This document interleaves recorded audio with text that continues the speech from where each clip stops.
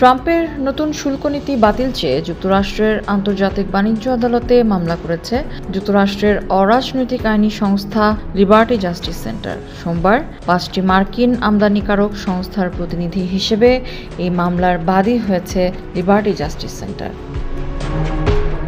গত 2 এপ্রিল বিশ্বের প্রায় সব দেশের ওপর বর্ধিত রপ্তানি শুল্ক আরোপ করেন ট্রাম্প। অতিরিক্ত এই শুল্ক আরোপকে যুক্তরাষ্ট্রের অর্থনৈতিক স্বাধীনতা বলে উল্লেখ করেন তিনি। গত 10 এপ্রিল অবশ্য চীন ব্যতীত অন্য সব দেশের ওপর আরোপিত অতিরিক্ত শুল্ক স্থগিত করেছেন ট্রাম্প। তবে তার আগেই তুলকালাম কাণ্ড ঘটে গেছে বৈশ্বিক অর্থনীতিতে।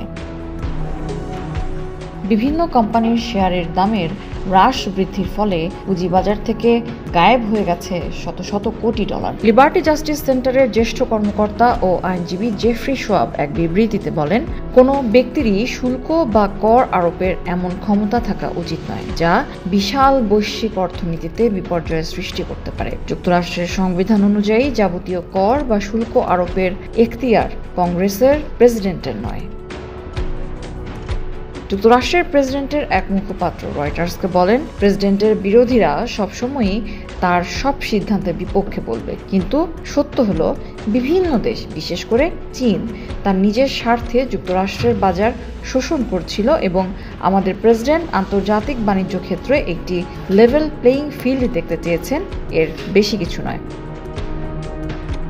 এদিকে সম্প্রতি অন্য সব দেশের ওপর আরোপিত শুল্ক স্থগিত করলেও চীনের উপর ধার্যকৃত শুল্ক 145% উন্নীত করেছেন ট্রাম্প।